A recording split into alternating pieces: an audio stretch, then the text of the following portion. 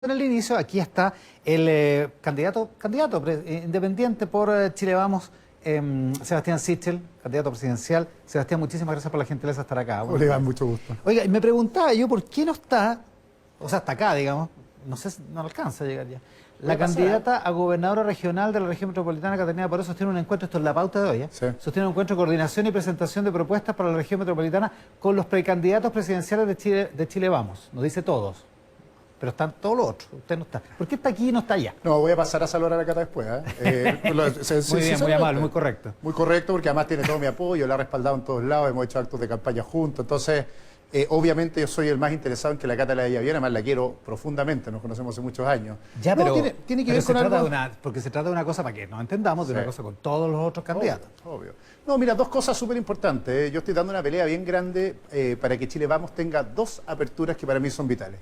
Yo soy el candidato más loco de todos, que soy independiente, podría ir a primera vuelta solo, juntar firmas y olvidarme de esta discusión, y soy de aquellos que está pidiendo ser parte de Chile Vamos, participar en una primaria en las condiciones que deberíamos participar los independientes que venimos de otro mundo. ¿Qué es lo que estoy pidiendo? Dos cosas básicas que yo creo que son determinantes para Chile Vamos en el mediano plazo. Primero, una vocación de construir mayoría, por lo tanto que haya un trato igualitario entre los candidatos que están compitiendo. Y dos, una forma de hacer política que se parezca más al siglo XXI que a lo que hacíamos en los 90, que era el codazo, la destrucción. He hecho un resumen de lo que me han dicho en los últimos 6 meses, por ejemplo, de Elena Matei. Desde agosto del año pasado, que dijo que era una gran noticia para Chile que yo llegara al Banco Estado y era un gran apoyador de las pymes y pequeños empresarios. En octubre dijo que era muy bueno que yo viniera a la oposición y participara en las primarias. Un mes después, que era yo lo peor, que era un recién llegado, que era una irresponsabilidad que yo fuera candidato en las primarias. Ayer, que era inmaduro, creo que tenemos una discusión bien de fondo de cómo queremos presentarnos como Chile Vamos en el mediano plazo. Y te lo voy a decir bien sincero, me encantó ayer que me dijeron inmaduro. Es una de las cosas que más me gustan en la vida, te voy a decir por qué. ¿Por qué? Porque si ser inmaduro significa tratar de hacer las cosas distintas, pelear porque esas formas no sean las formas de construir una alianza, pelear en el fondo, porque finalmente hablemos más de las propuestas que de destruir al otro candidato, soy feliz. Yo creo que a la política le falta esa inmadurez de no hacer de la política un fin, que discutimos todo el día política, y no un medio para arreglarle la calidad de vida a las personas. Ya, pero en la práctica se ha pasado todas las últimas semanas hablando de política, hablando de si lo convían o no lo convían a la primaria, de si le mandan una carta o no, no le mandan una carta, y hablando de Elena Matei, por ejemplo. Mira, deja contarte qué es lo que he hecho la última semana. 5 propuestas he presentado y en la pauta los periodistas me vuelven a preguntar de política. Pensiones alimenticias con garantía universal para todos los chilenos, una economía basada en emprendimiento, que los servicios públicos dupliquen sus horarios de atención, una reestructuración de carabineros y ir reduciendo el número de ministerios. Obviamente me encantaría que el debate sea eso. En eso estaba, hasta que vino este ataque artero y al final la discusión se transformó en si le gustaba o no a una candidata que yo participara. Me encantaría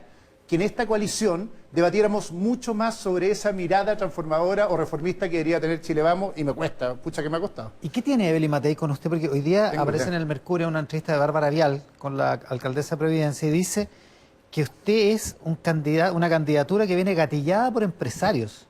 Y dice que eso no le parece. No tengo idea qué tiene. Diría más bien qué lo hizo cambiar tan fuerte de opinión en 6 meses sobre mí. Pero además me hago cargo de eso. Me encanta, creo que ojalá la política no fuera un club de políticos, y ella dice orgullosa, mira, a mí yo me alejé de los empresarios. Yo estoy feliz de que haya más de 100 emprendedores, empresarios apoyando esta candidatura, Juan Pablo Suet, Juan José Santa Cruz, la Pati Herrera que tiene Hielos Gabo, que ojalá gente que haya emitido facturas, que le haya tocado pagar el IVA, que esté esperando que el Servicio de Salud Metropolitano le abra su local, aporte en la política a cara descubierta. Esa es la única diferencia. O sea, lo que usted dice no son grandes empresarios, porque lo que son los mismos que me han apoyado a mí durante años, cuando éramos cristianos, cuando tratamos de armar una agenda liberal en Chile, cuando hoy día estamos tratando de que el emprendimiento sea la base de la economía, que me conocen hace años además, igual que los auditores, que mi pelea por las reformas sociales ha sido mi principal pelea cuando era ministro de Desarrollo Social. Esas son las condiciones, pero lo que no quiero, que es un poco lo que se lee detrás de esto, es que la política sea solo un dominio exclusivo de los políticos, porque si no te apoyan gente que tenga experiencia en la vida cotidiana haciendo negocios, si no te apoya gente que está en la academia, si no te apoyan independientes y solo los partidos te pueden apoyar, al final la política es un club. Y yo rechazo que esto sea un club, y creo que hay algo de dolor en eso, en esas declaraciones, diciendo, mira, parece ser que este joven es independiente, ¿quién de los partidos quién lo responde? Que este señor, además hay empresarios que no son del club, que lo están apoyando a cara descubierta y lo dicen abiertamente porque creen que puede mejorar el Estado. Creo que ese discurso... ¿Y que en eso hay una amenaza, dice usted? ¿Ah? ¿Que en eso de Beli Matei ve una amenaza? No tengo idea, ve algo que le incomoda y que a mí en el fondo me es cómodo y creo que le hace bien a nuestra democracia, quiero decirlo. Decir, en realidad, el dilema que tenemos en Chile Vamos es abrir las puertas, no es armar un discurso contra alguien. Imagínate qué loco una sociedad en que los políticos le dicen, mira, los empresarios están fuera del círculo de la política, o los emprendedores no deberían opinar respecto a la regulación del emprendimiento. Creo que está bien que en un programa a cara descubierta participen en el diseño del programa aquellos que viven la experiencia diaria, tanto como un usuario en un consultorio. Ahora, en la práctica tiene la primaria asegurada, la participación en la primaria asegurada. El viernes lo dijeron los presidentes de los partidos, con más o menos énfasis, pero todos lo aseguran. La misma Beli Matei dice, es obvio que tiene que estar, es obvio que tiene que ir a las primarias. ¿Le basta con eso? Mira, dos cosas. El asegurado en política es bien tramposo, porque tiene que haber una inscripción, pues obvio. Si mira lo que le pasó a Claudio Castro hace 2 minutos en Renca, tiene que haber un proceso de inscripción. Deja contarte lo que hizo Chile Vamos antes con sus independientes. En la elección pasada, en enero, le mandaron una carta a todos los candidatos, incluyendo a José Antonio Caz, para invitarlo a participar en la primaria. Esa famosa carta certificada que bromeaba Mario Desbordes, era una formalidad, pero obviamente le da certezas, y José Antonio Caz dijo, yo no quiero ser candidato. A Manuel José Osandón lo invitó el Consejo de Renovación Nacional en marzo, cuando se puso a juntar firmas. Yo lo único que estoy diciendo es que lo lógico es, y agradezco mucho que me hayan invitado públicamente a participar en la primaria, es que también haya ojalá un acto formal de invitación por una cosa. Ayer nos enteramos, y está en los diarios, que por ejemplo los candidatos presidenciales de los partidos están haciendo giras por el país con un decreto en que el partido los autoriza a viajar en aquellas zonas en cuarentena 1 y 2. Literalmente, mira... porque eso les da permiso obvio, sanitario. Yo soy un candidato independiente, no puedo viajar, me parece también que no deberíamos viajar a esas zonas, pero aún así al tiro hay una simetría de formas de hacer campaña cuando uno es independiente. ¿Y si estuviera invitado, sí podría tener ese permiso? Por supuesto, si un partido formalizara esa invitación. Hay cosas así que son menos relevantes, pero quizás lo más relevante son las señales, Iván. ¿Qué me preocupa hoy día? Que efectivamente las señales que le demos al que nos está mirando y dice, mira, yo no participo nunca en política, soy independiente, veo con buenos ojos la construcción de la mayoría, reformista en Chile Vamos, quiero participar, y las señales continuas son sí, pero mira, espérate un poquito, no apurí, inmaduro. Creo que es al revés.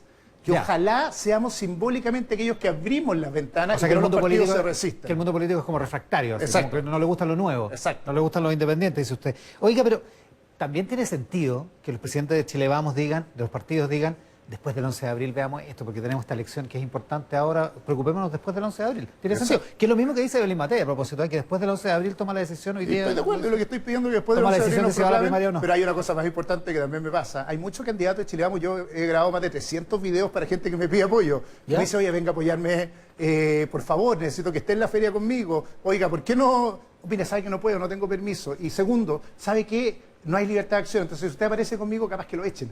Entonces hay mucha reacción en contra de cómo yo hago y facilito señales para que muchos de ellos participen en la campaña. Tiene sentido que los partidos no den libertad de acción a sus militantes, ¿no? Tiene sentido, pero no tiene sentido que si yo puedo aportar a una coalición a ser mayoría, no pueda apoyar a candidatos de esos partidos sin que finalmente haya una especie de persecución adentro. Después de todo esto, estos dimes y diretes, ¿por qué no se va directo a la primera vuelta? Qué buena pregunta. Dos razones bien importantes. Está lleno de caudillos en política, que tratan de hacer carreras propias. El problema de Chile es la gobernabilidad, la crisis de estabilidad que tenemos en el sistema político. Yo creo que tenemos que construir una coalición mayoritaria. Eso no basta con los que éramos en Chile Vamos, porque no éramos mayoría. De hecho, éramos un tercio. Lo que tenemos, el desafío más grande, por lo tanto, es de ser parte de una coalición, pero que somos mayoría en Chile. ¿Qué se requiere para eso? Dos cosas de las que estamos hablando. Primero, una tremenda ventana de apertura a gente independiente que pueda subirse y que no sea parte de la política, que es lo que estoy peleando más fuerte por hacer. Y segundo, y quizás lo más relevante, competir en una primaria en que la unidad de un proyecto político, somos Chile Vamos, creemos en las reformas sociales en Chile, etcétera, se mezcla con la diversidad. Y yo creo que hay una tercera razón mía por la cual estoy en Chile Vamos, que quiero ser también aquel que le abre la puerta para romper no solo el club de los partidos, el club social en que a veces nos hemos transformado, que incorpore diversidad, gente liberal, gente que nace en Cholchol, gente, ministerios que tengan historias de vida distintas, que sea capaz finalmente de ser una coalición más representativa del país que vivimos y no del país de los 90 o del país en donde vivimos en las 4 comunas que vivimos. No, o sea, si lo entiendo bien, sin Chile Vamos, su candidatura no tiene razón de ser, digamos. Creo que es una irresponsabilidad los caudillos en la política y por lo tanto yo quiero ser parte de una coalición, gobernar con los partidos de Chile Vamos, pero también ser aquel que trae gente nueva a esta coalición. Y si siguen siendo refractarios y siguen tratándolo de inmaduro y todo, Tomaré las decisiones que tenga que tomar en su minuto. Pero eso Esto es bien loco. ¿Pero eso incluye ir a la primera vuelta, por ejemplo? Lo evaluaré en su minuto, pero piénsalo al revés. Voy a tener que tomar esa decisión a las 23:59 del 4 de mayo, cuando decían inscribirme o no, que es lo raro. Si es mucho mejor tomar decisiones tempranas porque para tener usted no les cree. Pues, si el viernes todos dijeron que lo invitaban. Pero, Iván, mira las declaraciones. Hoy día es esto. Hace 3 semanas era que era una irresponsabilidad que un recién llegado pudiera participar. Me encantaría saber que la política es estable, que todos nos queremos, que es lo que estoy peleando para hacer una política distinta en el mediano plazo.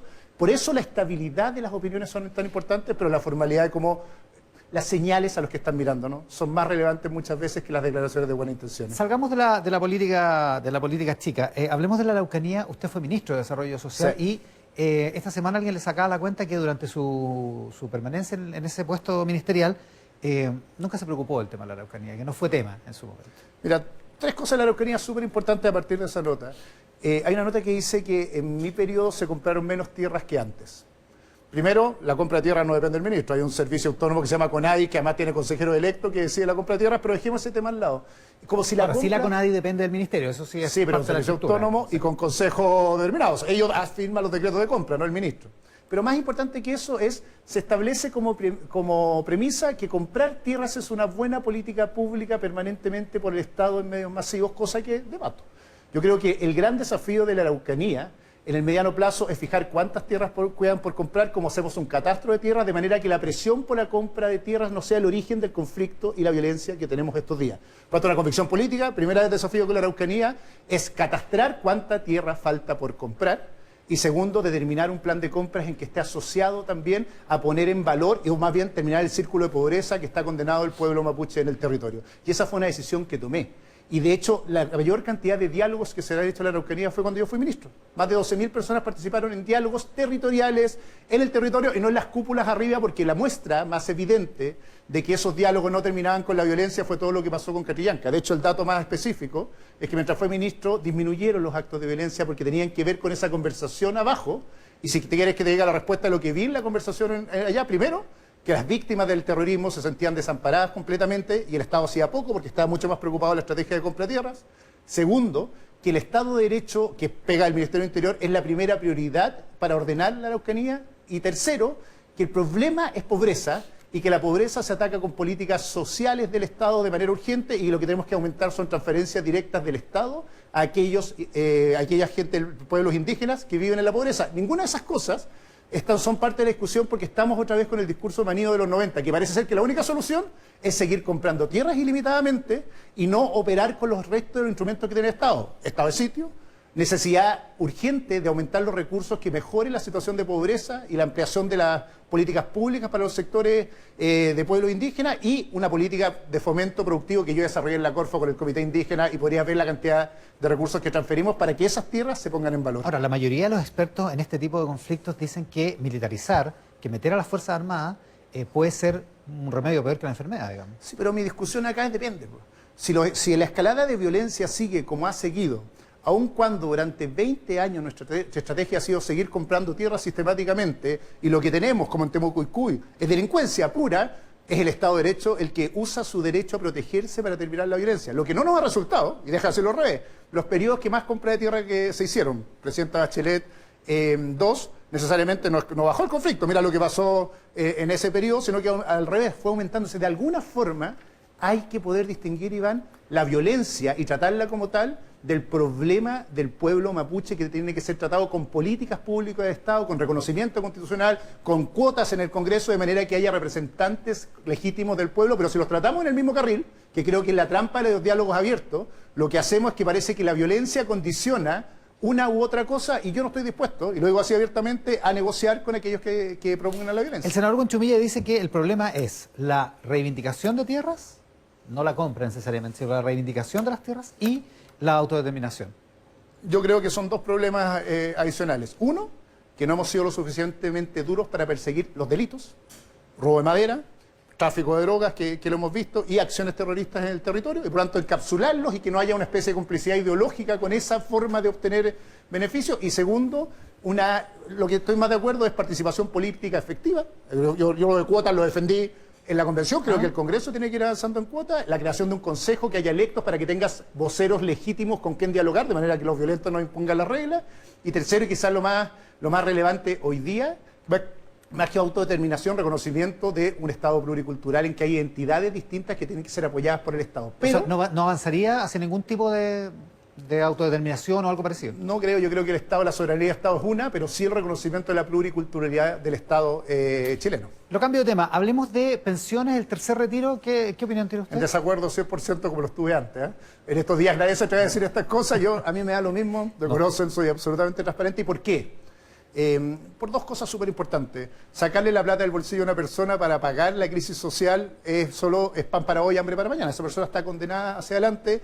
Como ministro de Desarrollo Social, fui el que más jorobé, y lo voy a decir así abiertamente, para que tuviéramos transferencias directas del Estado, el ingreso familiar de emergencia, el ingreso mínimo garantizado, y creo que cualquier salida de la política social tiene que ser a través de transferencias del Estado a cargo del presupuesto de la Nación y no a cargo de las mismas personas. Suena bonito, es popular, pero el día de mañana la pensión de esa persona va a ser peor y por lo tanto la estamos condenando a seguir en su círculo de la pobreza.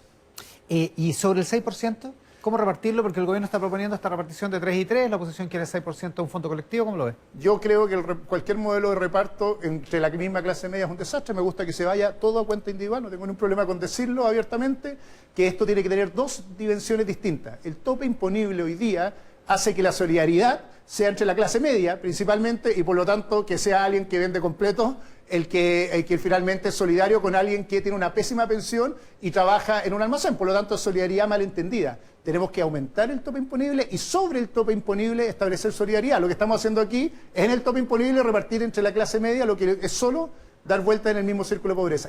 O sea que los que cotizan por sobre los 2 millones... Ahí empiezan a aumentar las cuotas de solidaridad. Sobre 1,8 millones más o menos que es hoy día el tope imponible y por lo tanto ahí es donde debería haber solidaridad, pero no le pidamos solidaridad a alguien que gana 800 lucas o 1 millón de pesos cuando él sabe que su pensión va a ser un desastre. Y una última cosa... Perdón, ¿ese modelo ha sacado la cuenta de cuánto mejorarían las pensiones en el corto plazo? Depende de cuánto sea el modelo de solidaridad, pero efectivamente hay cerca de un 15% de la población que está sobre esos ingresos y por lo tanto si tú le agregas dosis de solidaridad a ese dato, te permite de manera mucho más fuerte aumentar la solidaridad interna del sistema y creo, y esto nadie lo dice y lo voy a decir también, creo que hay que pensar en serio si el pilar solidario no quiere un impuesto específico, tipo aumento un punto del IVA, tipo aumento de una regulación especial, como se hizo para la reforma de la educación, pero creo que no hay que tenerle miedo a que efectivamente tengamos un impuesto afecto que recaude más recursos para las pensiones, de manera que el pilar solidario avance.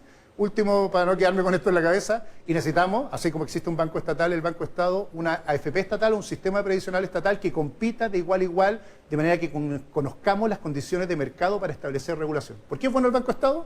Porque yo sé, por ejemplo, siendo presidente del Banco Estado, que había espacio y margen para bajar la tasa de interés del crédito hipotecario, como lo hicimos, a 1,99. Por lo tanto, con una AFP estatal vamos a tener información de mercado que nos va a permitir, además, en competencia, regular mejor cómo se administran los fondos, además de todas las medidas regulatorias. Como que provoca un canon en la industria. Eso. Oiga, ¿qué incentivo tendrían los sueldos más altos para cotizar si la cotización se va a ir en parte a solidaridad? Bueno, es peor. ¿Por qué estoy de acuerdo en el 6% adelante? Porque en general los sueldos más altos tienden a cotizar porque están formalizados. Nuestro problema es al revés. Si tú ves la cantidad de gente que trabaja en la informalidad bajo los 600.000 pesos en Chile, lo digo como ministro de Desarrollo Social, es una brutalidad. Si tú le metes a eso todo reparto, que es lo que propone la oposición, vas a aumentar el nivel de informalidad en Chile total, porque nadie va a querer tener un contrato, porque ya no solo le cotizaban por el 7, sino que va a llegar a 6 puntos más y por lo tanto, perdón, por el 10 más 6. Sí, el 10 más 6 y por lo tanto decir, mejor no me haga contrato. Nuestro problema es la fragilidad y la precariedad laboral de la clase media chilena. Tenemos que establecer incentivos para que se formalice ese trabajo. ¿Cómo? Reforma de pensiones, 1.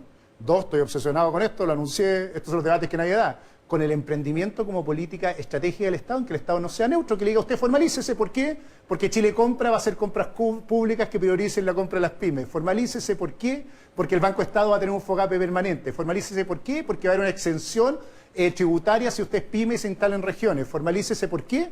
Porque básicamente creo que usted va a tener un permiso provisorio para emprender, de manera que si quiere emprender en la crisis los 2 primeros años, el Estado lo va a facilitar. Hay que tener una estrategia para entender que aquellos que ganan menos de 600.000 pesos en general o no son formales o su único ingreso no es el que se genera formalmente y tenemos que llevarlos a la formalización. Sí, son 7 de cada 10 trabajadores además en el mundo informal. Oiga, ya, entonces por lo que veo, no está de acuerdo con la reforma que propone el gobierno. Me encantaría hacer una apuesta mucho más radical a que se vaya a ahorro individual.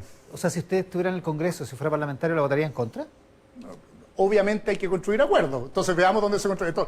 Lo que no puede pasar, Iván, es que estemos 10 años paralizados entre el 6 y el 0. O sea, eso es lo más ridículo. Es increíble. Hay que construir acuerdos, estoy de acuerdo. Lo que me parece raro, y viniendo de otra cultura política, es que la oposición cada día se vaya corriendo más en radicalidad. La propuesta de la presidenta Bachelet estaba más cerca del ahorro individual y con menos solidaridad. El gobierno se corrió al 3-3 y aún así no están conformes y se corre a 6. Lo que nos va a pasar así, que es el dilema... Bueno, el país entero se corrió, digamos. Sí, o sea, no, pero respecto a esto no se corrió. Al revés. En esta discusión del ahorro individual, los chilenos han tenido una posición bien clara. Lo quieren en sus cuentas porque ven que su pensión... Sí, pero en el debate sobre si el Estado tiene que proveer bienes públicos o no, o se tiene que haber solidaridad en bienes públicos. Pero yo estoy de acuerdo 100% en los bienes públicos. La pregunta es quién hace la solidaridad.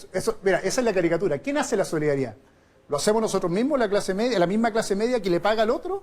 ¿O en realidad lo tenemos que hacer el Estado a través de impuestos generales, haciendo transferencias directas al bolsillo de las personas, de acuerdo a la recaudación fiscal? Entonces, cuidado cuando creamos esas caricaturas, porque esto no es blanco y negro. Yo creo que tiene que haber mayores pensiones a través de mayor recaudación fiscal y mayores transferencias. Entonces, eso es crear bienes públicos que transfieren más directo. La pregunta es quién lo financia. Creo que lo financie la misma clase media es un error. Está equivocado y hay que financiarlo por la vía de los impuestos. Exacto. Oiga, nos quedan 2 minutos. Las elecciones del próximo mes. ¿En 1 o 2 días? ¿Cómo lo...? 2 días. No ¿Sí? tengo... Por 2 cosas. ¿Con unas resguardadas como el proyecto del gobierno? Con una resguardada, con mucha protección y con horarios preferenciales para aquellos que están más expuestos a la pandemia. Me encanta que motivemos la participación, que vote la mayor cantidad de gente, pero tenemos una pandemia y tenemos que evitar cola. A diferencia del plebiscito, acá son unas sábanas. Sí, pues. Y por lo tanto el proceso va a ser mucho más lento que... ¿Y las 4 elecciones el fin de semana? Las 4 elecciones el mismo fin de semana. No me gusta dividido. lo otro porque vas a tener resultados y vas a incidir en los resultados de la elección siguiente, pero es vital que tratemos de que participe más gente. Esta es la elección con más candidatos que hemos tenido en la historia. Hagámoslo bien. Y en el último minuto, lo de Plaza Baquedano el viernes, la violencia que ya es endémica todos los viernes, que incluyó este incendio del monumento que fue tan vistoso y por lo tanto se vuelve más significativo. No sé si es más grave que hieran o maten a una persona, o que caiga una persona puente abajo en el río, digamos. Pero es muy vistoso, muy llamativo. ¿Qué haría usted? 2 cosas. Ambos casos, que bueno lo dijiste, revisten igual gravedad, pero en un caso es el Estado el que ejerce la violencia y por lo tanto la protección de los derechos humanos por el Estado es esencial. Lo segundo, creo que el Estado de Derecho tiene que imponerse con las reglas que establece el Estado de Derecho. A mí no me parece normal que todos los domingos o todos los viernes la Plaza Italia aparezca así y por lo tanto vamos a tener que ser más efectivos en el uso de la fuerza policial, pero respetando el Estado de Derecho. Hemos caído en el peor de los mundos, que igual que la reforma de pensiones, nos paralizamos, caemos en la mediocridad de no nos atrevemos a sacar a los que están y los que están básicamente vamos a tener que ejercer lo que nos da, las herramientas que nos da el Estado de Derecho, Iván. Cuando partimos esta entrevista yo te decía lo de inmadurez, se pegó la inmadurez. El loco de tener 43 años que te traten de inmaduro cuando la mitad de los presidentes de las grandes naciones son menores que yo, el de Francia, el de Canadá, la de Nueva Zelanda, la de Finlandia. Pero más allá de eso, decía, creo que tenemos que tener una política del siglo XXI. Y esa conversación va a tener que ver con esto, que no son blanco o negro las soluciones, esa es la caricatura que hemos hecho de la política, sino buscar cómo encontramos puntos de encuentro. ¿Se puede proteger los derechos humanos y ejercer el Estado de Derecho? Por supuesto. No es uno o lo otro. Se puede creer en los empresarios y creer en que el Estado tiene que regular más fuerte, por supuesto. Se puede creer en la libertad y creer además que el Estado tiene que proveer bienes públicos, por supuesto. Lo raro es que en la política de los 90, te lo digo por la entrevista inicial, parece ser que todo fuera contra algo. Frontal, que no hay soluciones combinadas. Yo soy de aquellos que cree que se puede hacer. En eso consiste el reformismo y que el peor error de la izquierda chilena fue instalarse en la refundación, decir, mira, los últimos 30 años hay que borrarlos con el codo, y el peor error de alguna derecha es pararse en la resistencia. No tenemos que cambiar nada, está todo bien. Hay que defender la estantería, en el siglo XXI de hablar de los próximos 30 años. Oiga, ahora sí lo último. A propósito de comparar los 90 con la política del siglo XXI, la declaración del Ejército por lo de la estatua del general Baquedano el viernes, ¿no le pareció deliberativa? Me gusta mucho el poder militar subordinado al poder civil. y por lo tanto, por más que nos ataquen monumentos, son los ministros de defensa, son las autoridades del Estado quienes ejercen el control del poder civil. Por eso fui contrario a la dictadura en su minuto. Debió guardar silencio el ejército. Creo que al menos debió haberse coordinado mucho mejor la respuesta con el poder civil. Sebastián Sichel esta mañana en Mesa Central. Sebastián, muchísimas gracias por la gentileza. Muchas gracias, León. Vieron en pantalla nuestros columnistas para la conversación de política y actualidad de esta jornada. Parto por acá, don Jorge Pirincho Navarrete. Buenos días. Muy buenos días. Lucía Dahmer, buenos días. Quique Mujica, muy buenos días. Muy buenos días. Partamos por lo más importante de la semana. Voy a partir por la Lucía porque mañana es el Día Internacional de la Mujer. ¿Por lo que viene o por lo que fue? De la semana que pasó, lo más importante. Al final hablamos de lo que viene. Mira, hay muchas cosas políticas que seguramente vamos a discutir. Quiero hacer un punto sobre un tema que ha sido discutido y que creo que no deberíamos discutir tanto, y es la decisión del presidente y el canciller de colaborar con oxígeno con Perú y con vacunas en Paraguay y Ecuador. Me parece una excelente decisión. Chile ha tenido y ha sido un experimento que América Latina ha mirado en diversos momentos, desde el presidente Allende, la dictadura militar, la transición y ahora la constituyente, y cómo estamos enfrentando el COVID. Y creo que no hay que perderse ningún tipo de egoísmo en decir que mandar 20.000 vacunas a Ecuador no debería ser hasta que no estemos todos vacunados. Efectivamente, creo que es una decisión de política internacional acertada, distinto de lo que fue Cúcuta y de lo que ha sido mucho de la política internacional de este gobierno, y creo que en ese sentido hay que entrar reconociendo que podemos jugar un rol distinto en la región. Sí, habló el presidente hoy día por Twitter esta mañana, ¿no? Defendiendo la decisión.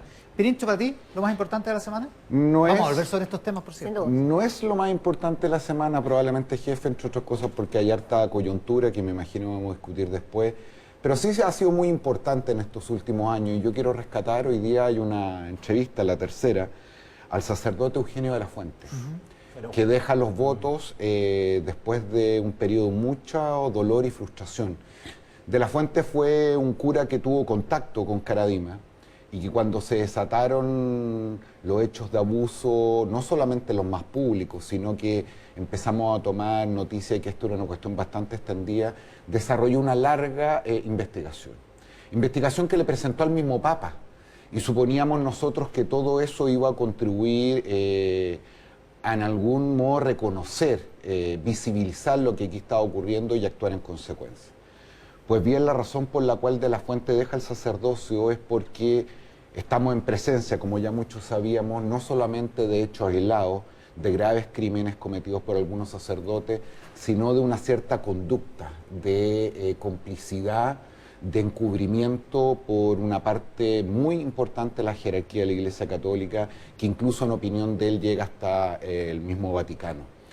Y esto me parece a mí corrobora dos cuestiones que son especialmente difíciles y dolorosas. La primera, que frente al dolor, a la frustración y al daño que se le hizo a tanta gente, especialmente a muchos jóvenes y niños, la poca empatía, la indolencia y la actitud a ratos criminal de la jerarquía de la Iglesia Católica es una cuestión imperdonable. Y lo segundo, simplemente constatar que probablemente a resultas de eso, la Iglesia Católica hace muchos años dejó de cumplir un rol importante en nuestra sociedad, y hoy más que nunca, cuando hay graves problemas de legitimidad, cuando cuestionamos muchas instituciones, más de alguna vez hemos echado en falta el rol que cumplió en otros momentos de nuestra historia, que desgraciadamente no lo va a poder cumplir, aunque de manera muy justificada a la luz de los reproches que se le hacen. La entrevista de Eugenio de la Fuente, que hace referencia a Pirincho, está en la tercera de hoy. Es una entrevista intensa, extensa entrevista de María José Ochea con el ahora ex sacerdote. Quique Mujica, para ti lo más importante de la semana. Sí, a ver, yo espero equivocarme, pero creo que no. El tema que es de los mismos autores de No nos vimos venir, hacer vista parte de lo que está pasando con las tomas de terreno, me parece súper grave lo que está ocurriendo ahí. Yo creo que, y coincido con algunos analistas que seriamente han dicho que este puede ser el segundo estallido social, si el primero estuvo más motivado por las pensiones, por los abusos. Lo que está ocurriendo ahora es súper grave. Bueno, la última que tenemos, el Cerro Renca, que está ocupada, acá está llegando más gente, pero fíjate que Atisba... Desalojaron el otro día como a 300 familias, pero había cerca de un millar. Esa era otra. Las desalojaron del terreno del metro porque ahí van a construir los corrales. Los corrales, sí. Ya. Estos están en el otro lado, en el lado del cerro. Generalmente se toman laderas de cerro, lugares que están deshabitados por diversas razones. Pero fíjate que Atisba, la consultora de Banco Duje, hizo un estudio en el 2020 Y fíjate que el 2017, según el Techo para Chile, había 81 campamentos en Santiago. ¿Ya? 117 hectáreas de terreno de campamento y habitaban 4.300 familias más o menos en los campamentos.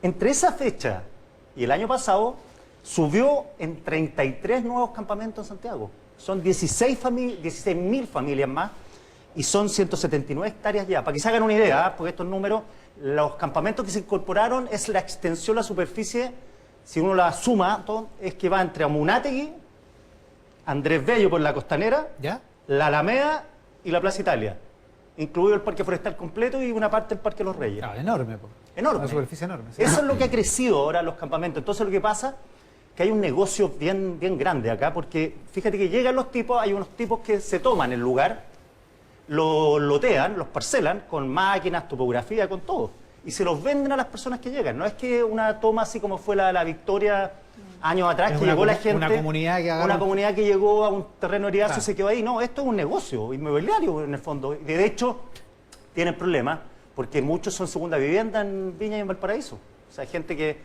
lo toma como casa de veraneo. Entonces, llegan y los lotean y los venden.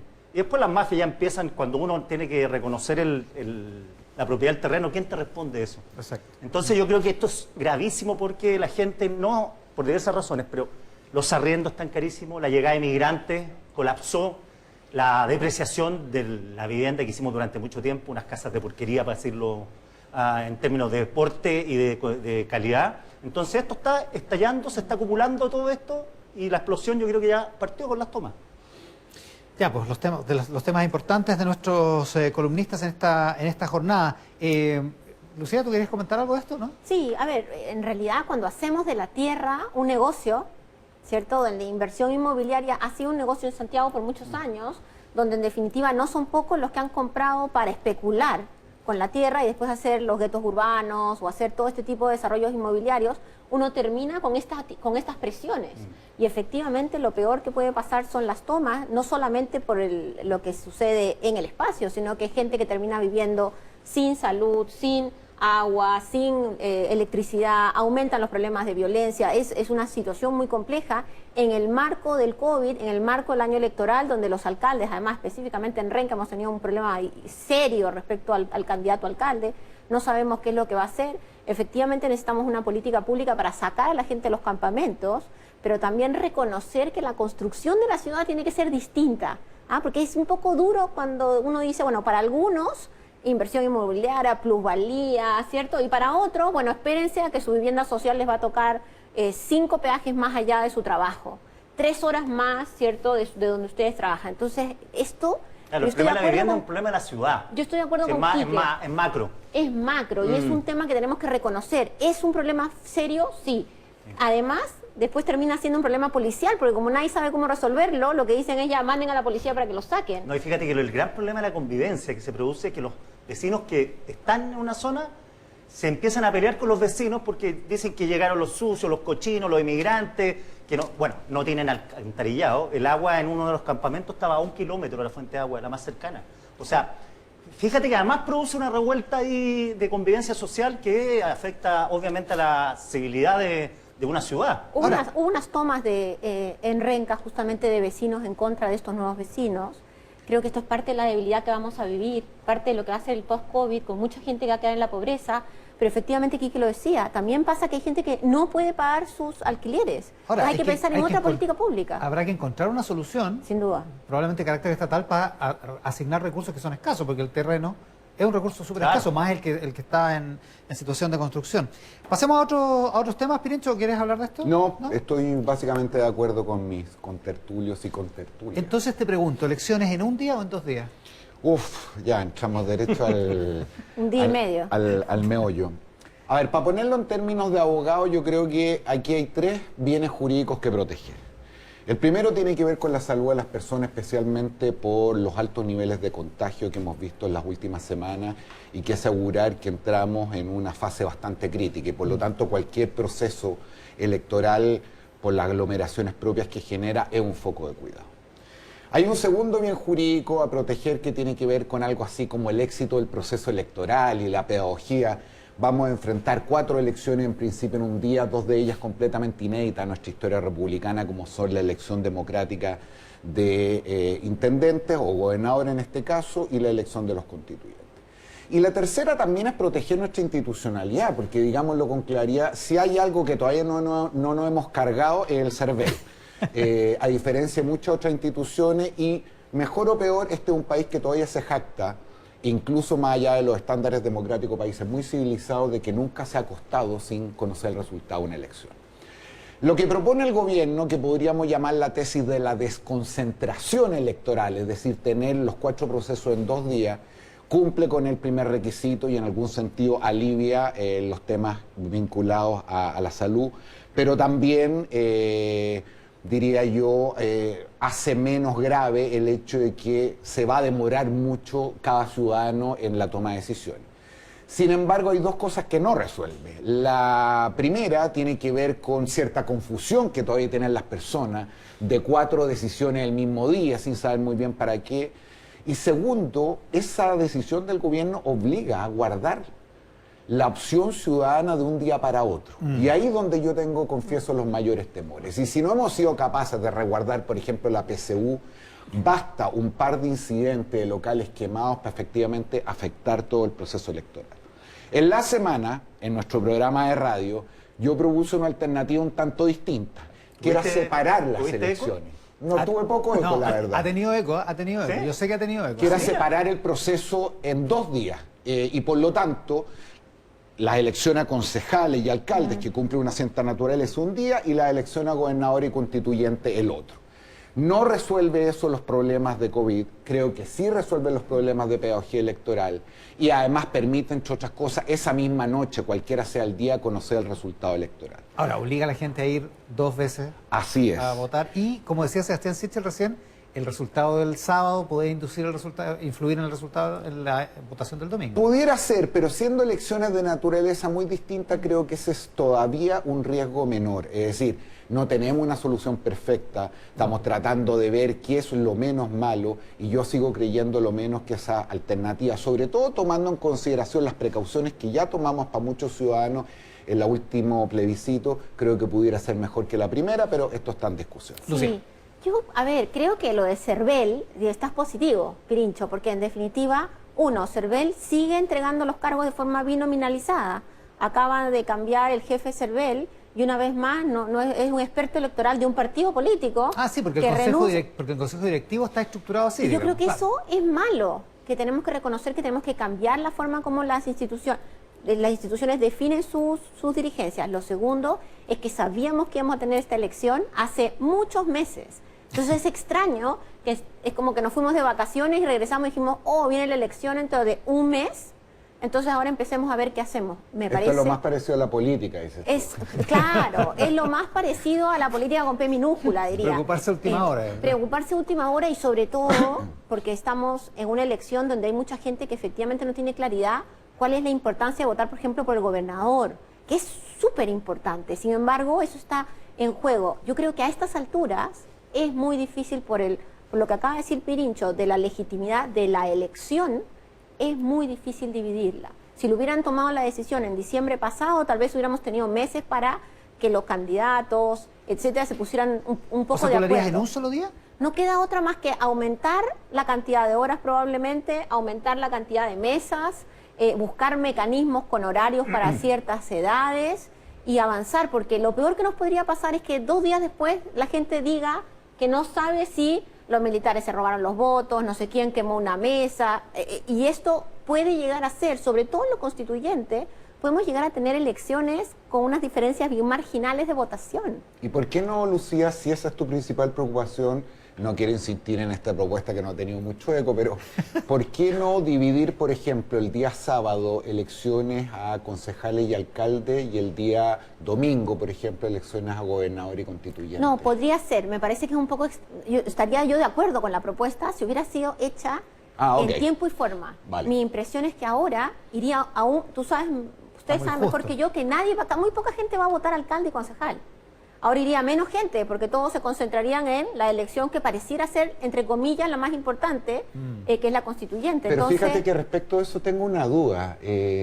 Yo creo que dentro de la crisis de la política, si hay un proceso que hemos observado, y tú mejor que muchos de nosotros, tiene que ver con una cierta revalorización de la política como una cuestión local, el tema más cotidiano, de los problemas que están más cercanos a las personas, y no es extraño que los alcaldes, o muchos de ellos, sean figuras muy bien evaluadas a la luz de cuál es el estándar. Tengo dudas de que entonces la elección alcalde y concejales sea una elección de segundo orden o de menos entusiasmo que la otra. Ojalá que no, pero en general la historia nos ha dicho que la gente va a votar más para presidente que para alcalde. Entonces, creo que esta es una decisión que deberíamos haber tomado. Si la tuviéramos hace 6 meses atrás, estaría totalmente de acuerdo. Hoy día me genera la duda de hasta qué punto vamos a poner en duda el resultado. Imagínate que en constituyentes tú saques diferencias por 3 o 4 votos y se quemó una mesa o hubo dudas sobre... Podemos estar frente a una situación inmanejable de puesta en duda. Y hoy día que la gente cree cualquier cosa, es demasiado temporalmente demasiado próximo. Eso, lamentablemente, es muy tarde. Y eso que no está Donald Trump de candidato. Quique Mujica. Sí, no, yo no sé si soy muy cándido, creo que no lo soy, pero que los argumentos sobre la mesa estén con la posibilidad de que se roben las urnas en la noche, me parece que hemos llegado a un nivel ya en este país de desconfianza en la seguridad. Bueno, todo esto influido, obviamente, como decía Pirincho, por el robo de la PSU. Hay un diputado... Bueno, han pasado cosas. Sí, pero fíjate que un diputado, Daniel Núñez, del PC, resumió en un tuit todas sus aprensiones, dice, voy a votar en contra, porque los militares están dirigiendo esto, porque hay un UDI en el CERVEL y porque Trump ya lo hizo y la derecha quiere hacer lo mismo. Pero yo digo, a ver, los diputados, en esa argumentación que tienen, es que se van a robar las urnas. Incluso ofrecieron que los apoderados durmieran en los locales de votación. No. Y dijeron, no, peor porque algún apoderado se puede robar la urna del otro. Entonces, al final, digo, como que perdimos la capacidad de asombro, porque uno podría decir, es útil, no útil, es práctico, no práctico, eficiente, no eficiente, pero que nuestro principal argumento de la fuerza política, y de nosotros mismos, y porque lo teníamos en la cabeza, es que alguien parta con la urna, incendien un local, quemen la urna, o sea, desaparezca una urna, otro ponía un ejemplo, y ya va a pasar la Araucanía. Entonces, digo, yo creo que estamos en la B. ¿Tú decís que es mucha paranoia o que, No, o que efectivamente puede pasar? Es que es demasiado paranoia, están uniendo una serie de cabos de... A mí me parece que la discusión más bien va por lo práctico, si es necesario o no es necesario, pero partir de la premisa que creo que no es descabellado, pero me suena, o sea, sí me suena descabellado, pero ya está instalada, es que la posibilidad que alguien entre a un local, que hay militares, alguien tiene que entrar, un grupo tiene que entrar, una horda, que no haya muerto y que se roben 2 o 3 urnas. O sea... Pero en ni siquiera es necesario que se la roben. Yo creo que el problema es que estamos en tal nivel de desconfianza el uno con el otro que una persona diga que puede pasar. Faltó un voto. En esta mesa algo pasó que faltó un voto. Claro, alguien abrió alguien se llevó el voto para la casa. Amaneció el sello roto. Cualquiera de esas Aunque sea cosas mentira, podría digamos. poner en duda una cosa que es fundamental, que son estas 4 elecciones. Llegamos tarde. En el servicio electoral dicen que lo que realmente sorprendió y que movió el panorama, que por eso hay una cierta tardanza en la reacción, fue la cantidad de candidatos. Los candidatos, recordemos que se inscribieron cuando el 11 de enero, ¿no? Y después de eso empezaron a contarse, y hay 18.000 candidatos. De hecho, todavía no pueden terminar algunos votos. Algunas candidaturas. Claro, porque todavía están en el tribunal. Imprimir los votos. Imprimir claro, los votos de claro. algunos candidatos que están ahí todavía en limbo. Bueno, imagínense ese escenario a propósito de temas de menor orden, pero a propósito de pedagogía y densidad democrática. Con esa cantidad de candidatos, con un conjunto de ciudadanos y ciudadanas que no sabe y reconoce que no sabe exactamente qué está votando. Con casos increíbles de personas cuyo nombre se repite en el mismo distrito para elecciones completamente diferentes, estando en las antípodas Marcela Cubillos. políticas cada uno de ellos. Por ejemplo, el caso de Marcela Cubillos, candidata a constituyente por el distrito 11, y entiendo una candidata concejal del Partido Comunista. En Las Condes. También en Las Condes, que se llama Marcela Cubillos. Es decir, hay una cierta expectativa importante respecto al resultado de este proceso. La discusión que nos llevó a tener primero el plebiscito y ahora constituir esta convención constitucional tiene que ver con algo que nos toca muy profundamente, y por lo tanto el tomar todas las medidas para garantizar el éxito de este proceso, sabiendo que vamos a tener dificultades, me parece a mí que es de una alta prioridad. Tiene razón Lucía, para variar llegamos tarde, pero si es que todavía existe algún nivel de riesgo y es posible atenuarlo de alguna forma, yo creo que vale la pena hacer el esfuerzo. Oye, los cambios de tema, nos quedan algunos minutos. Parte de la paranoia tiene que ver con la capacidad que ha demostrado el Estado por el orden público, para mantener el orden público y el Estado de Derecho, ejemplos que están a la vista. Lo del viernes en la Plaza Baquedano, me gustaría que habláramos de el incendio de la estatua, por cierto, en cuanto a su valor simbólico, pero también de la declaración del Ejército. ¿Qué les parece? A mí me parece que no era necesaria, fíjate. La declaración. O sea, no sé si el tono. El tono lo encontré un poquito exacerbado. Entiendo que está muy molesto por lo que está pasando ahí hace mucho rato, porque además hay un problema ahí en la relación, y lo relaciono, valga la redundancia, con el tema también de la urna. Se sigue asociando a los militares a cierta tendencia política en Chile, cuando los militares han hecho todo lo posible para que no sea eso. O sea, una autoridad de gobierno me decía que cuando hablaba con los militares por el orden público, le comentaba al militar que la tropa le decía, bueno, pero nosotros vamos a salir aquí a dispararle a la gente. O sea, todo lo que nos han enseñado en este tiempo, que no hay que hacer nunca más. Vamos a tener que hacerlo por otras razones, pero al final las consecuencias van a ser igual. Y eso me lo comentaba una autoridad de gobierno que le decía a los militares. Esas eran las aprensiones que tienen. Entonces, en ese sentido, claro, tratar de antichileno a un grupo de vándalos, delincuentes, no sé si era el término más adecuado en relación a esa significancia de esa palabra, que se relaciona con un pasado que los propios militares han tratado de superar. Sí, Luciana. yo creo que es un despropósito. Me parece que los militares no tienen nada que decir respecto a los temas de política interna. Para algo tienen el estatus que tienen el monopolio de la fuerza, tienen armas en el país, tienen efectivamente una beligerancia política que uno no puede negarla. Efectivamente, no solamente llamar antichileno a un grupo de chilenos, ¿cierto? Es totalmente descabellado, sino que además instala y vuelve a reforzar la idea de que acá hay como una guerra entre comillas chilenos y entre comillas antichilenos.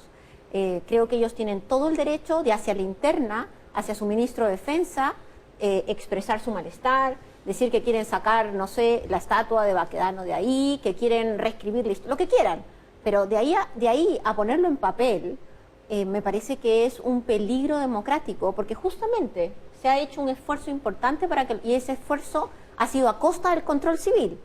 Los militares han tenido muchos años de mucha protección y ahora lo empezamos a ver cuando la ministra Rutherford empieza a encontrar la cantidad de, digamos, beneficios no revisados que tenían los militares, pero eso no puede ser a costa que hoy día tengas a militares hablando. Y es cierto que ellos han sido muy claros en muchos casos, no sé si en todos, pero en muchos casos que, por ejemplo, no quieren entrar en el orden público. Lo fueron para el 18 de octubre también, pero acá deberían de mantener la misma línea. Si no, el presidente debería sacar a los generales que firmaron esa declaración.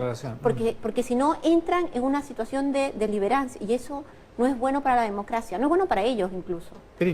Yo estoy absolutamente de acuerdo. La declaración del Ejército me parece un despropósito tanto en el tono como en el hecho de haberla efectuado, porque el tono es completamente desproporcionado, ocupando adjetivos calificativos que a esta altura solamente contribuyen a exacerbar más los ánimos y como dice muy bien Lucía, denotan una cierta posición política a la luz de cómo se refieren a una serie de compatriotas. Pero lo más importante es que cualquiera sea el tono, es absolutamente inadmisible, y así hemos tratado de lograrlo durante estos años de transición política, que el Ejército como una institución que resguarda la soberanía nacional y tiene el monopolio de las armas, haga cualquier tipo de declaración política, por más necesario o justificada que a ellos les parezca.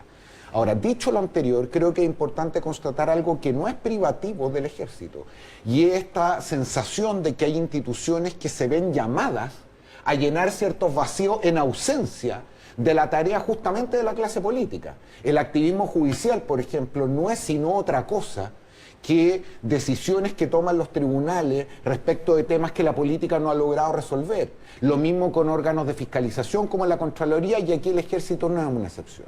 Y por lo tanto creo que el llamado más importante es justamente a la clase política. El 18 de octubre fue un momento doloroso, necesario, también sanador, que significó que entre otras cosas nos diéramos una cierta ruta. Y hoy día, desgraciadamente, hay niveles de violencia en el país, no solamente la violencia callejera, no solamente lo que está ocurriendo en la Araucanía, violencia verbal, el hecho de pensar que porque una persona cree distinto, nosotros tenemos el derecho a funarla, a censurarla, que son absolutamente intolerables en una democracia. Y el doble estándar aquí nos persigue, porque mientras quienes condenan una y otra vez la violencia, pero sin embargo hacen vista gorda respecto de los excesos por parte de las fuerzas policiales, y a su vez quienes todo el día y con razón están denunciando estos excesos, le parece que este tipo de manifestaciones son absolutamente justificables. En una democracia es absolutamente necesario que tanto el resguardo del orden público como las manifestaciones sean conforme a ciertos criterios de mayor seguridad y de mayor respeto al que hoy día estamos observando. Ahora, la verdad que lo de Plaza Italia no va para más. Yo creo que estos actos 600 que son personas, dijo Carabineros que había. 600 personas, prenden fuego, llegan las barras bravas, lo mismo, la misma cantinela, y yo creo que ya no va para más. O sea, el orden público tiene que estar asegurado en todo Santiago, en toda la zona de Santiago, y eso es una rutina, casi una rutina de celebración, una rutina circense ya. ¿Ah? Claro, con fuego, Bueno, además, con acelerante, aquí está organizado, con ¿no? neumáticos, o sea, fueron a quemar la estatua. Pero- O tratar de quemarla, obviamente. Sí, no, pero estaba coordinado, organizado, orquestado. ¿Lucía? Sí, creo que son dos cosas distintas. Una cosa es que efectivamente los militares no pueden hacer lo que han hecho, y eso no significa que uno avale lo que ha pasado en la Plaza Italia. Y creo que en mi caso particular me parece que hacer eso lo que hace es no ayudar a la discusión de fondo, porque al final nos terminamos metiendo en estas discusiones donde es muy fácil volver a decir los vándalos, los narcos, etcétera, y salimos de la discusión de la transformación que Chile necesita. Ese es un delito. Hay gente que está detenida. Necesitamos que la justicia y la policía hagan las investigaciones con la inteligencia que deberían de tener a estas alturas, porque si son 600 que están todos los viernes ahí hace un año, uno esperaría que operativamente las policías y con la inteligencia pudieran detener este tipo de hechos, prevenirlos si tú quieres. Pero creo que de ahí a saltar al tema militar, lo mismo que en la Araucanía, de ahí a saltar al tema militar es un salto al abismo, no es una construcción democrática. Ahora, Pincho. Yo creo que estamos de acuerdo. Lo que pasa es que a rato cierta desolación o desesperación, diría yo, es que no alcanzamos a aquilatar la profundidad de esta crisis. Es decir, podremos largamente discutir respecto de los roles de un Estado, pero si hay uno fundante, principal, casi originario, es justamente proteger la seguridad de los miembros de la comunidad política. Cuando el Estado no logra cumplir ese rol, la verdad es que es un fracaso total. Y no solo no lo logra cumplir cuando estamos en presencia de actos periódicos seguidos de una minoría que probablemente, como dice Lucía, sería fácil de identificar y perseguir, sino que también no lo logra cuando en el resguardo de ese orden público viola nuevamente la seguridad de los propios ciudadanos. Entonces, esa convicción de que o privilegiamos orden público en desmedro de los derechos de las personas, o privilegiamos el derecho de las personas en desmedro del orden público, esa falsa dicotomía en la que yo creo está en el trasfondo de muchos discursos políticos y que nos lleva a la falta de coraje de levantar la voz con la misma intensidad para una y para otra cosa y intentar resolverlo de manera simultánea. Ahora, la pregunta es cómo se resuelve, cómo se termina con el asunto, porque igual, 500 o 600 personas se dice fácil, pero anda a enfrentarte con 500 o 600 personas, digamos, no es una cifra pequeña, pero si es beligerante, es muy compleja. Sí, tiene un problema. Muy difícil de manejar, digamos. Lo que me han comentado a mí, cuando uno hace esa pregunta, que es la pregunta del millón, bueno, ¿por qué no los toman presos? Claro, la respuesta es porque hay un grupo de gente, a ver, con inteligencia hay grupos que pueden estar sujetos a inteligencia, pero si uno ve la biografía de las personas que han estado involucradas en estos sucesos, son personas que no tienen antecedentes policiales, de hecho. Era como ir a buscar a alguien previniendo que va a actuar quemando un bus de carabineros, que fue lo que pasó, o quemando la Universidad Pedro Valdivia. Era un tipo que no tenía cero antecedente policial. Los que quemaron el metro también.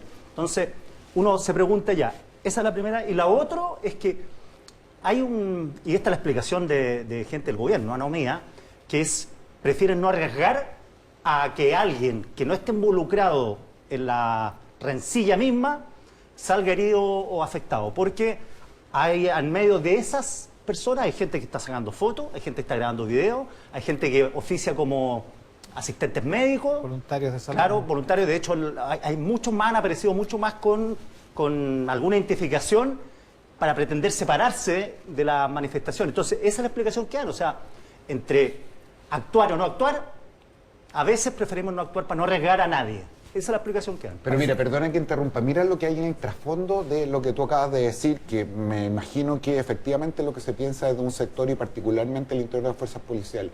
No queremos actuar por miedo a dejar ciego a una persona. Es decir, si ese es el dilema, es que efectivamente el trasfondo del problema es mucho mayor, pero porque si lo que eso deberían es mentira. lo que deberían estar pensando es cómo en un país civilizado y democrático se puede ejercer el orden público, reprimir con la legítima fuerza que existe en toda democracia, sin que eso signifique lesionar a los manifestantes. Pero si no, nos vamos a olvidar Lucía. que hay jóvenes que estuvieron 16 meses en prisión preventiva, supuestamente a cargo de muchas de estas cosas que al final han salido libres y los metimos 16 meses injustamente. Entonces, creo que la policía tiene muchas capacidades. Efectivamente, cuando estás ahí en el momento, llegaste tarde. La cosa es antes. Y no, si son las mismas personas, la policía tiene las capacidades para hacerlo antes. Llevamos Lucía. un año y medio en esto. Sí, pues, 1 año y medio. Lucía Damer, Jorge Pirincho Navarrete, Quique Mujica, Sí, yo solo quería decir que mañana se conmemora el Día de la Mujer. por supuesto. Y que es un día especial, tenemos miles de contagiados, así que la gente tiene que salir a la calle si quiere, y los que no quieren salir a la calle tienen que salir a demostrar que quieren un país distinto, donde las mujeres tengamos un rol igual que los hombres. Tal cual. Muchas gracias por compartir el domingo de esta mañana con nosotros. Muchas- Bien, con nuestro contenido de debate sobre pensiones que empieza a tomar protagonismo en la agenda pública, lo hacemos con el senador del PPD, Ricardo Lagos Ver. Senador, ¿cómo está? Muchas gracias por la gentileza de estar acá. Hola, ¿qué tal? Muy buenas tardes, gracias por la invitación, Iván. Y en vía telemática, la senadora de la UDI, Yagelín Van Rieselberghe, que ya está en pantalla. ¿Cómo está, senadora? Buenos días. Buenas tardes ya. Hola, ¿qué tal? Buenos días. Oiga, vamos directo al grano. A ver, ¿hay tiempo, hay ánimo para un acuerdo en la reforma de pensiones? ¿Lo ven posible, senador Lagos Ver? O sea, nosotros hemos tenido todo el ánimo de la oposición de hace rato. Yo habría dicho además que luego del estallido social, entre las 2 o 3 demandas principales, una de ellas es la de reforma previsional. Y yo tal vez en mi ingenuidad política aposté fuertemente a que durante un año, desde ese estallido, íbamos a llegar a fines del año pasado con un acuerdo en materia previsional. Y mi percepción es que el gobierno se fue quedando en esto. ¿Ya? No quiero criticarlo por criticarlo, pero la verdad que una reforma previsional, como la que estamos esperando, hay que hacer ajustes estructurales al sistema actual. Y ese sistema actual, el gobierno al final, lo que queda para mí, es que le ha costado muchísimo moverse. No tal vez porque tenga la voluntad, no tiene el apoyo para hacerlo. Y así las cosas entonces, ¿no hay posibilidad? Nosotros vamos a seguir trabajando en eso. La verdad que... Pero lo que ocurrió esta semana fue bien sorpresivo, porque estaban sentados conversando y el presidente decidió, si usted quiere, no patear la mesa, pero empujarlo de una forma bien brusca el día domingo, y ocurrió lo que ocurrió en la semana. Senadora Van Rieselberghe, ¿cree usted que hay posibilidad de acuerdo o no? Yo creo que sí, yo creo que son mucho más las cosas que nos unen que las que no. Tenemos diferencias que son profundas, pero yo creo que todos, y en eso yo creo que el senador Lagos Ver puede ratificarlo, todos queremos que aumenten las pensiones no solo a futuro, sino que las de hoy día. Todos queremos que además el sistema sea sustentable. Todos queremos que las personas que han dado su vida por trabajar puedan tener una pensión digna, y que por lo mismo el sistema tiene que ser mucho más solidario, porque efectivamente en nuestro país las pensiones de las mujeres son más bajas que las de los hombres, existen brechas dentro de los mismos géneros, y por lo tanto creo que en eso hay acuerdo, y por eso es que estuvimos conversando en el seno de la Comisión de Trabajo durante bastante tiempo, pero creo que ahora ya, sobre todo porque es el último año, y yo me imagino, y a mí me parece razonable que el gobierno quiera que el proyecto se discuta, que ahora ya pasemos a lo que es la etapa legislativa.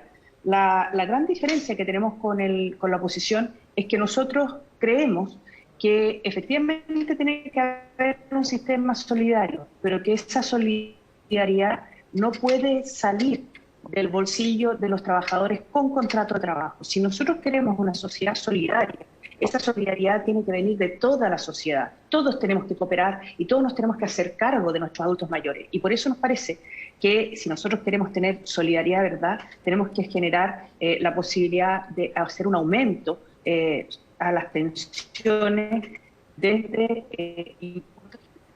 Ya. y no desde un importe específico. Si tenemos alguna dificultad para escuchar la última parte de lo Esa era la de lo que dice la diferencia que senadora. tenía. ¿Me Ahora, escucháis?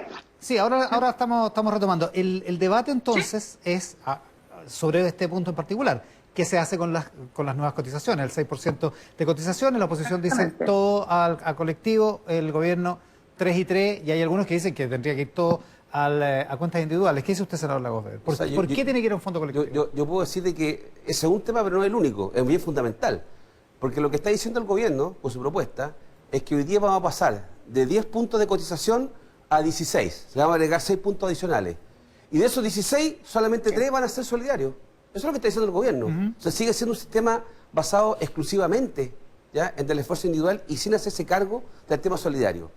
En el tema solidaridad, el Estado chileno, la sociedad chilena, ya hace un esfuerzo bien fuerte y que hay que seguir mejorándolo, que partió con la presidenta Bachelet, con la pensión básica solidaria, que se financia ¿con qué? Con recursos generales de la nación. ¿Ya? No tiene que ver con el pilar contributivo. La discusión que tenemos acá es sobre el pilar contributivo y cómo hay un aporte intrageneracional e intergeneracional. Esto es entre generaciones distintas y a nivel de la misma generación. Solidaridad entre quienes cotizan. Exactamente.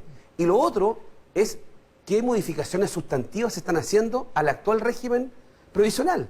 Y en el tema de la AFP no he visto muchas modificaciones, para ser bien franco.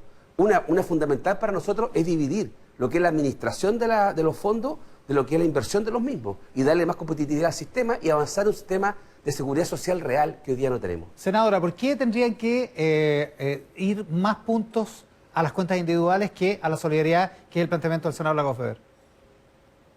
Sí, para que la gente que nos está escuchando que quede claro que el que vaya más plata, más recursos a las cuentas individuales significa que va más recursos a las que van a este ente fiscal, para que quede claro. A nosotros nos hubiese encantado que hubiera sido los 6 puntos para las personas, porque creemos que la solidaridad no la pueden hacer solo un grupo. Si acá todos entendemos que hay que hacer solidaridad, pero no tiene por qué ser solamente aquella persona que se saca la mugre trabajando para sacar adelante su familia y para poder construir su futuro.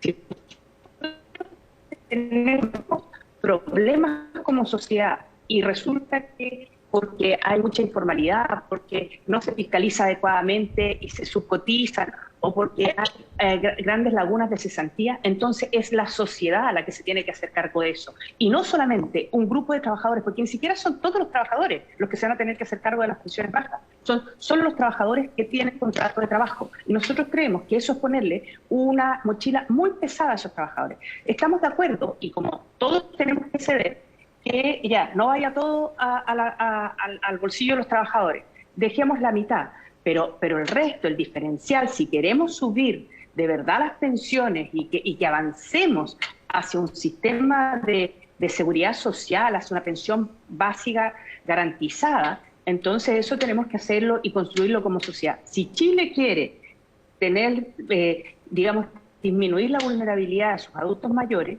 entonces tiene que hacerlo la sociedad chilena y no solamente los trabajadores activos con contrato de trabajo. Ese es el punto, yo te diría, más que más nos diferencia, porque en el resto yo no tengo duda que nos podemos poner de acuerdo. Yo creo que nadie está, es decir, todos queremos un sistema que sea transparente, que dé garantías de que la plata no se va a ir a otro lado, de que cuando baja la rentabilidad los fondos también bajen las utilidades de la empresa. Todos estamos dispuestos a eso. Pero acá la diferencia está quién hace la solidaridad. Yo diría que esa es la mayor diferencia que tenemos. ¿Por qué, senador Lagos Weber, no es solidaridad si es con impuestos y tiene que ser con las cotizaciones de las personas? En general, si tú ves los sistemas de previsión social en el mundo, y incluso aquellos más sofisticados que los nuestros, más igualitarios, son todos deficitarios. Y al final del día lo que terminan haciendo es el pilar contributivo siendo financiado con fondos generales, pero porque están quebrados prácticamente. Entonces no es la idea de que nosotros partamos con esos fondos generales y buscando el esfuerzo dentro de los cotizantes. Te planteo otro tema en esto.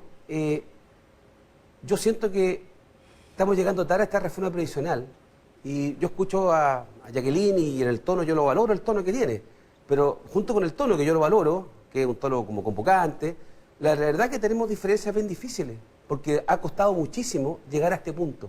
Y yo tengo la sensación que creo que tenemos el derecho, después de 40 años, de plantearnos modificaciones más estructurales.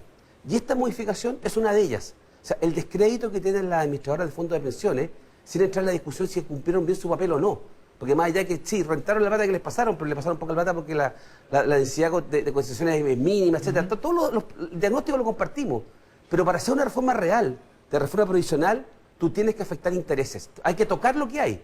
Y tocar lo que hay tiene distintas lecturas. Una es avanzar hacia un sistema mixto, de manera gradual. Y nosotros como oposición hicimos una propuesta concreta, se la pasamos al gobierno y le dijimos, usted con los datos que usted tiene gobierno, los datos suyos, lo que usted tiene, tome nuestra propuesta y corra los números. Y dio que se mejoraran las pensiones, no solamente las de 20 o 30 años después, las pensiones actuales podían tener mejoras significativas. Porque lo que se trata en esto, yo te digo, tratar de decirle a los chilenos que vamos a tener un sistema nuevo, pero que las pensiones buenas van a ser en 30 años más, eso es una bomba. Bueno, sería absurdo, digamos. Entonces, por eso que creo que es importante usar esta constitución, porque hay hay una diferencia de lógica en esto. Y de lógica, no en el sentido de degradar la conversación, de miradas distintas. Sí, yo quiero una sociedad que colectivamente se respaldan. Sí, reconozco a aquellos que hacen mayor esfuerzo. En la propuesta de esa está nosotros. Aquellos que tienen mayor cotización le vamos a dar un premio, comillas. ¿Ya? Se hacen esos esfuerzos, pero no puede ser que acá, para defender un modelo que no funcionó, la verdad, sigamos entrampados y no hacemos esto. En vista sobre todo a la constituyente. Senadora Van Rysselberghe. Sí, lo que pasa es que yo creo que seguimos en lo mismo, porque en Chile hoy día el sistema es mixto, y de hecho tanto es así que se va a profundizar ese concepto, porque ahora el 6% adicional de cotizaciones, si es que tú se aprueba finalmente, va a ser administrado por un ente estatal, por una institucionalidad estatal. Entonces, en donde además hoy día efectivamente ya no solo existen platas privadas, sino que existen además platas públicas. Y lo que nosotros decimos es que ese aporte público tiene que ser, si queremos aumentar las pensiones hoy día de manera sustancial, no un poquito, sino que de verdad que como sociedad reconozcamos y nos hagamos cargo de lo que sucedió el 18 de octubre, entonces tiene que ser, te insisto, tiene que ser toda la sociedad, no solamente los que tienen contrato de trabajo formal.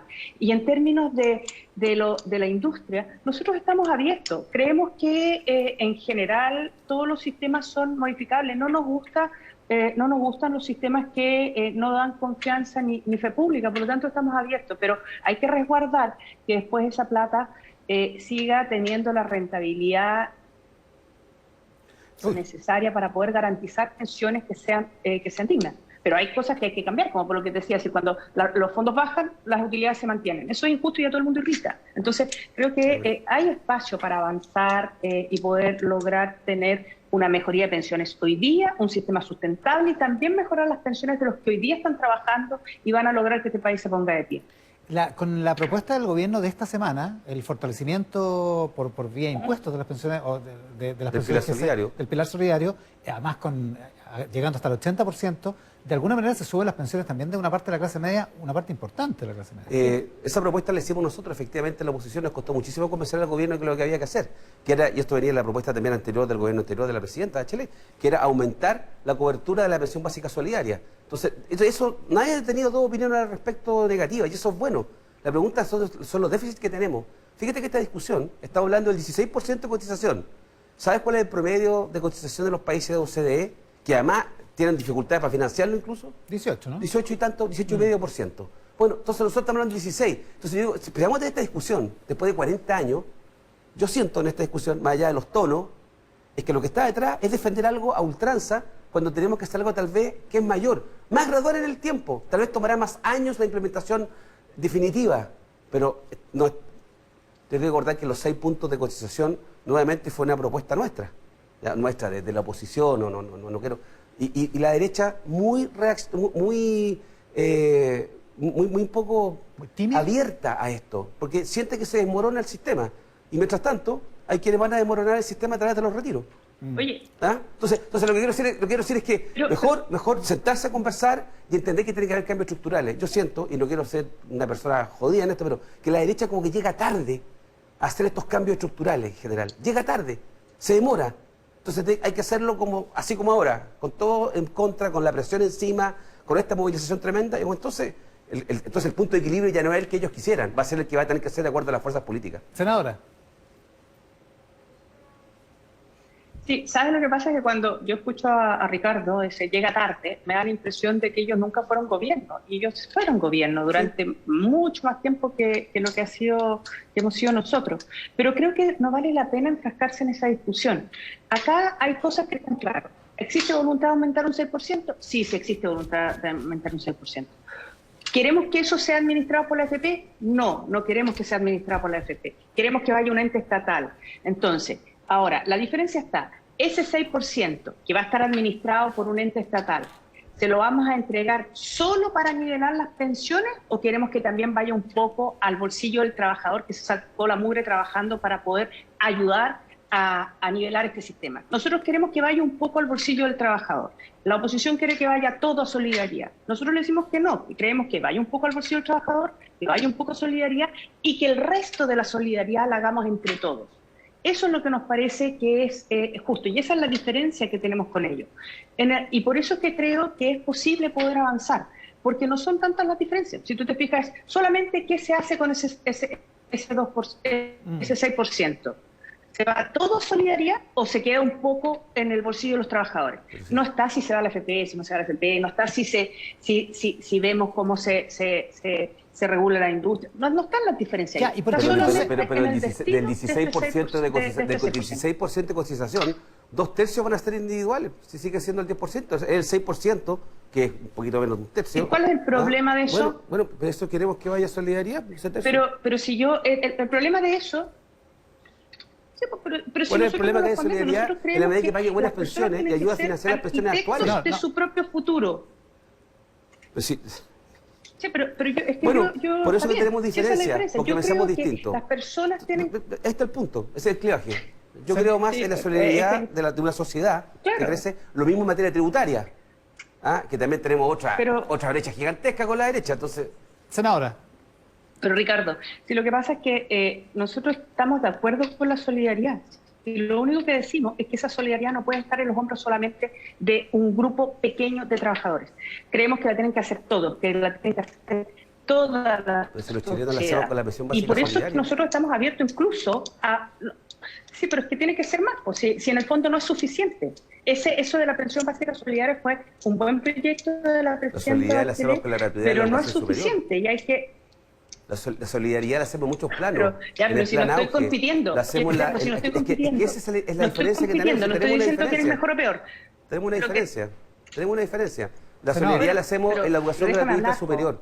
La solidaridad la hacemos a través de un auge mejorado y no a través de la ley de FONASA que presentaron ahora de reforma. Entonces tenemos una diferencia. Senador, para que termine la senadora. Sí. Pero te das cuenta que lo que te estoy diciendo, bueno, si quieres hablamos también de los otros temas, pero en relación a esto, que yo creo que es una de las deudas más grandes que tiene la sociedad, yo creo que nosotros no lo podemos cargar solamente en un grupo pequeño. Esa es una diferencia y eso no tiene nada que ver con la educación, no tiene nada que ver con otro. Y creo que si nosotros queremos hacer eso, entonces tenemos que abrirnos para poder ver otras alternativas. Y nosotros estamos abiertos incluso para poder aumentar los impuestos generales y en lo particular creo que una cosa razonable podría ser un aumento paulatino de un punto de IVA, porque eso te da casi 2 puntos. ¿De qué? ¿Del IVA? Del IVA.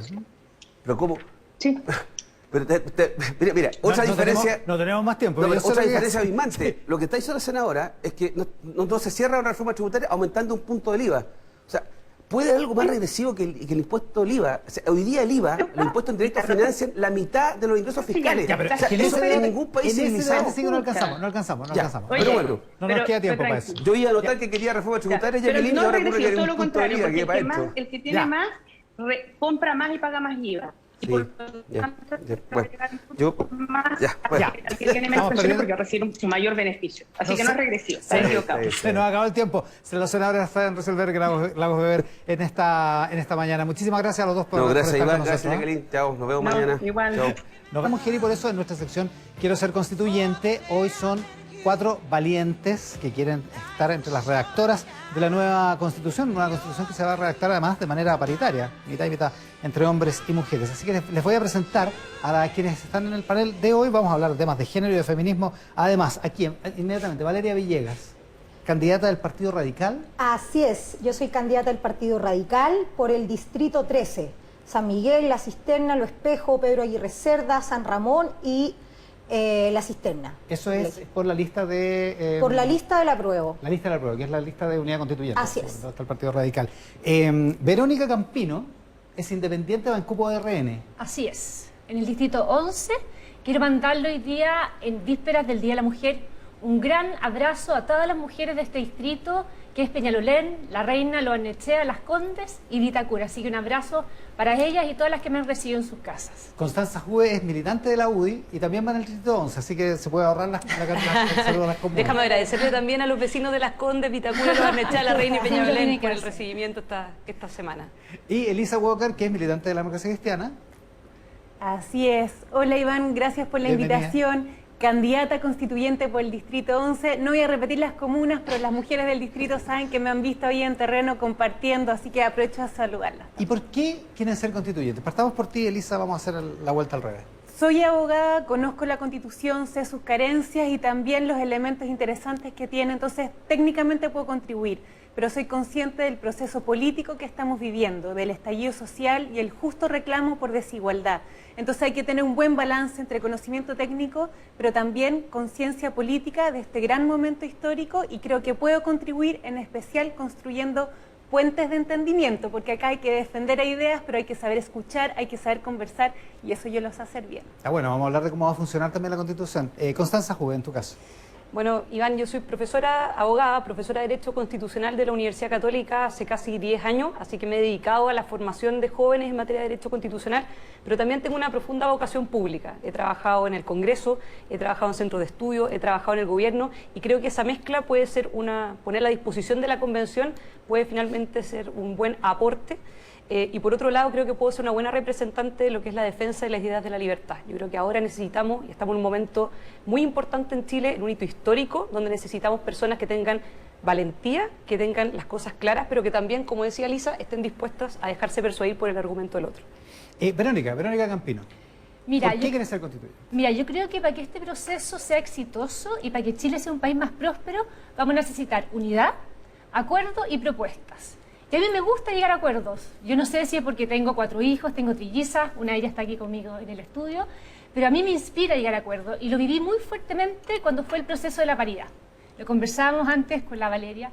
Fue muy difícil llegar a acuerdos en la paridad, pero lo logramos. Mujeres, organizaciones de la sociedad civil y también parlamentarias, llegamos a un acuerdo para que Chile sea el primer país del mundo que tenga una convención paritaria. Entonces, eso por una parte, y por otra parte también yo creo que hay que empezar a trabajar con propuestas y soluciones a los problemas que tienen las mujeres hoy en día en Chile. Y en ese sentido, yo creo que el primero y más importante tiene que ver con la reactivación económica. Yo sé que no es un tema constitucional, pero hoy día la reactivación no tiene rostro de mujer. En el último año, 600.000 mujeres han perdido su empleo y 9 de cada 10 mujeres no siguen buscando por la falta de red de apoyo. La pandemia ha mostrado lo frágil que es el empleo femenino cuando no hay redes de apoyo que sean robustas. Entonces, por eso yo quiero ser constituyente, para aportar a la solución de ese problema. ¿Y cómo hacerlo? Bueno, lo vamos a hablar más adelante, pero incorporando la corresponsabilidad parental en la Constitución, también dando lineamientos para tener mayores redes de apoyo para padres y trabajadores. Valeria, en tu caso, ¿por qué quieres ser constituyente? Yo quiero ser constituyente porque creo que este debate no solo tiene que ver con las ideas, sino también tiene que ver con las realidades que uno conoce y que uno defiende. Y esta nueva Constitución debe poner al centro a las personas y las necesidades urgentes, principalmente del Distrito 13. Y afortunadamente, desde mi experiencia profesional como abogada en la defensa de causas gratuitas, he podido conocer esa realidad. Y quiero llevar esa experiencia a la Convención Constitucional, porque es importante que el Estado tenga un rol garante de derechos sociales para establecer un piso mínimo de derechos y que las personas de todas estas comunas que integran el distrito realmente sean seres humanos libres y puedan tomar sus propias decisiones. Hoy día no existe un piso mínimo de estos derechos sociales para que éstas puedan acceder, y por lo tanto, tanto el derecho a la educación como el derecho a la salud depende de quienes tengan o no tengan recursos en estas comunas. Y eso no puede ser, y ese es el rol que yo quiero defender del Estado en esta nueva Constitución. Ya, la Verónica decía algo sobre las mujeres y el tema de la reactivación económica. Hablemos de lo que corresponde o de lo que le correspondería desde el punto de vista del feminismo o de la participación de las mujeres o de la igualdad de las mujeres y de los hombres en temas constitucionales. Elisa, ¿cuál es tu mirada respecto a eso? Hay muchas materias que se pueden abordar desde el feminismo. Primero, aclarar que el feminismo son corrientes de varios pensamientos, ¿verdad? No hay una sola forma de entender el feminismo, pero hay un núcleo esencial, que es el entender que la sociedad es un espacio de colaboración.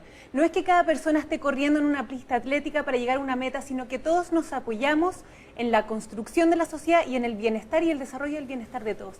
Eso tiene que inspirar la nueva Constitución. Esta idea de colaboración se inspira, como decía Valeria, en cómo tú construyes los derechos sociales.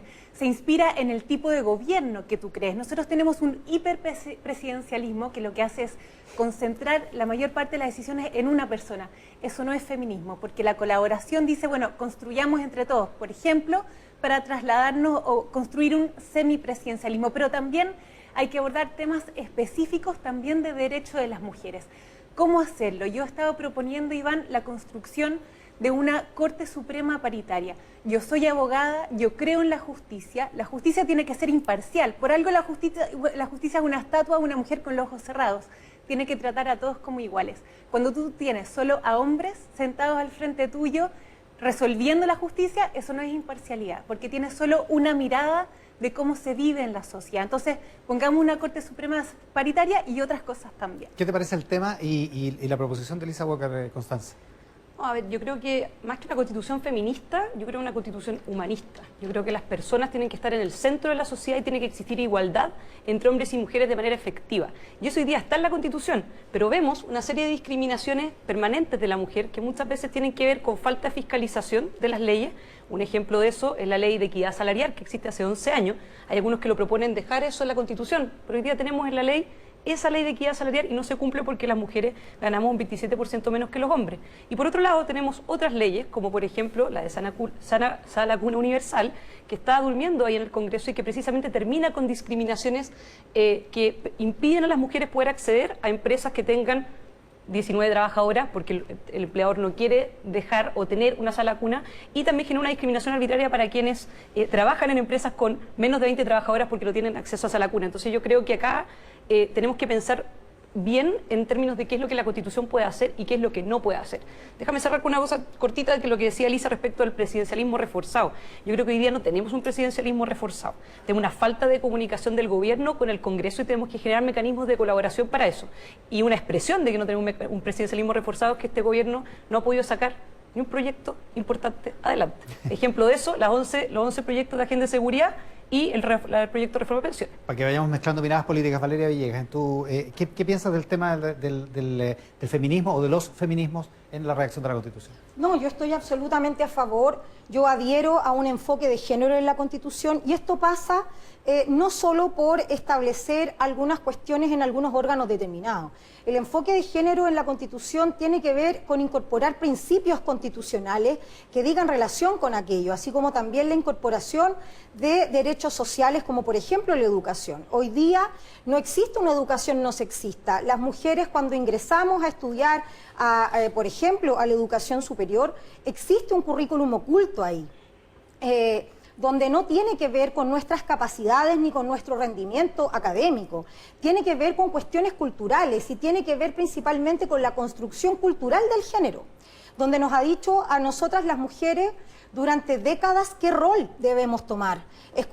Leí el otro día una columna que sacó un destacado abogado constitucionalista, Corral, Hernán Corral, donde él, por ejemplo, nos destinaba a ser madres sin la posibilidad... Es civilista, pero... Civilista. Bueno, este civilista, entonces este abogado civilista nos mandaba a ser madres sin tener la posibilidad de nosotras de escoger sobre nuestros cuerpos y de nuestra autonomía corporal.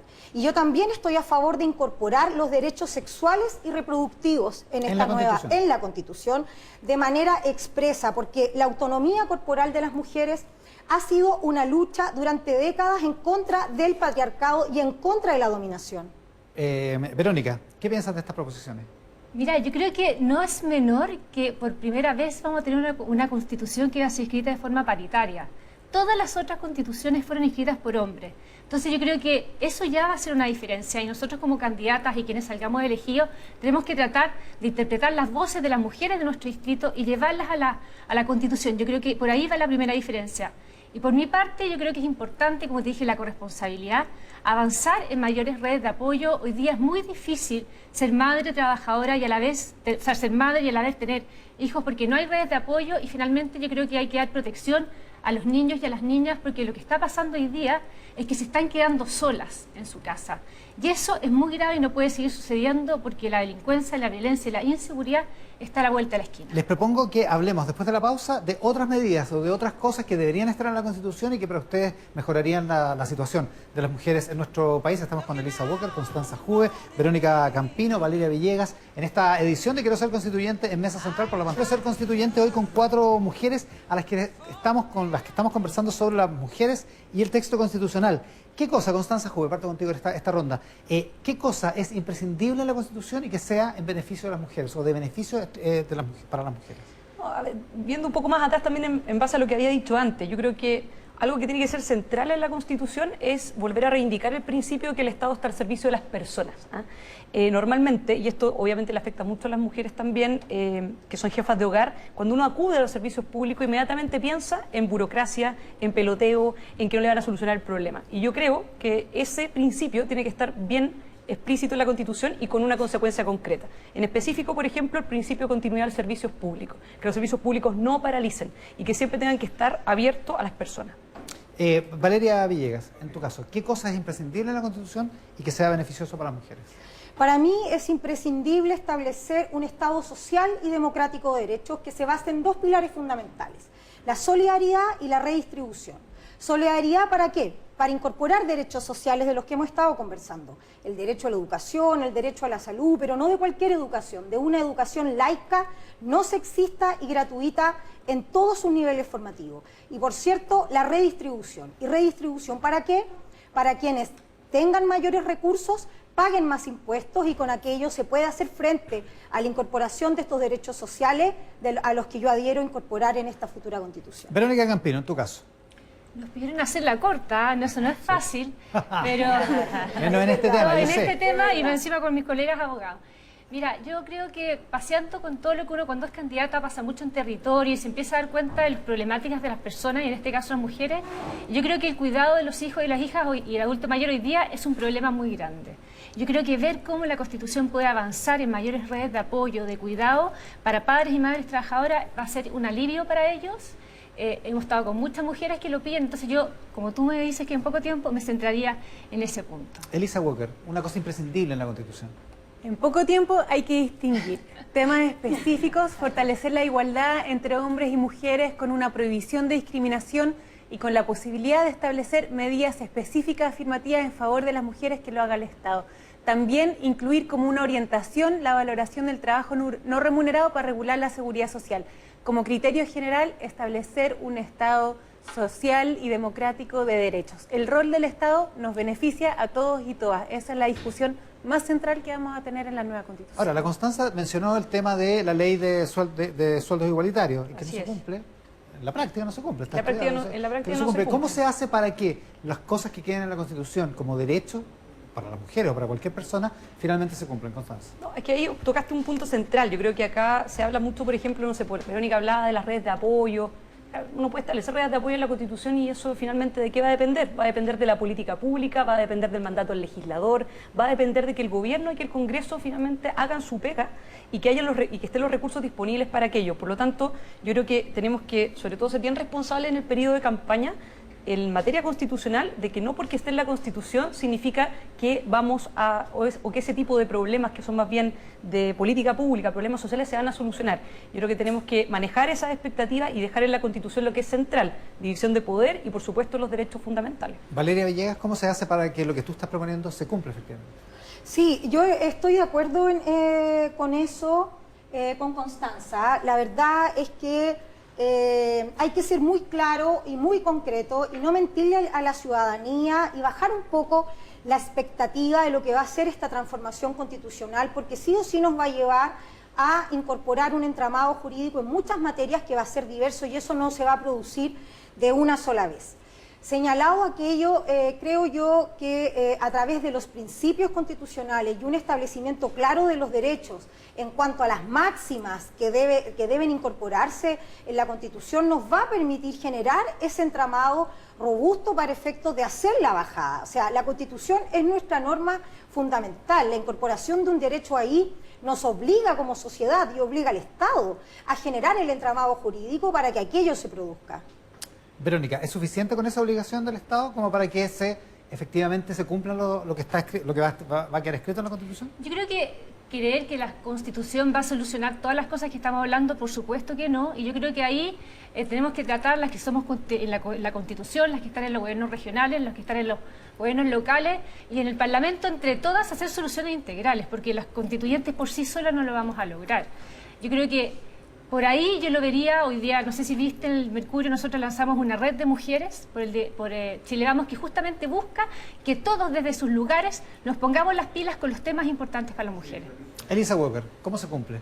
Las mujeres tenemos todo tipo de barreras, Iván. A veces son legales, a veces culturales, a veces dictamos la ley, pero la barrera cultural puede más. Piensa en acoso sexual.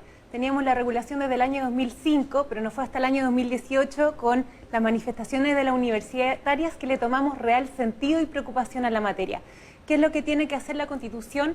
Establecer la orientación hacia dónde tiene que construirse el Estado. En esa orientación tiene que estar la perspectiva de género, tenemos que estar las mujeres, porque si no, desaparecemos como un punto de referencia e interés. Y lo que sabemos ahora, y que no está en los 80 claro, es que las mujeres tenemos que ser un punto de referencia para construir una sociedad sostenible, para construir una sociedad que tenga crecimiento, que tenga estabilidad, que se preocupe de las personas. Entonces, no podemos desaparecer en esa orientación y por eso es tan importante la discusión que estamos dando. Anticipando el Día Internacional de la Mujer, 4 mujeres en nuestra sección Quiero Ser Constituyente hoy día: Elisa Walker, Constanza Juve, Verónica Campino, Valeria Villegas. Muchísimas gracias a las 4 por destinarnos este tiempo esta mañana de domingo. Muchas gracias. Muchas gracias. Suerte en sus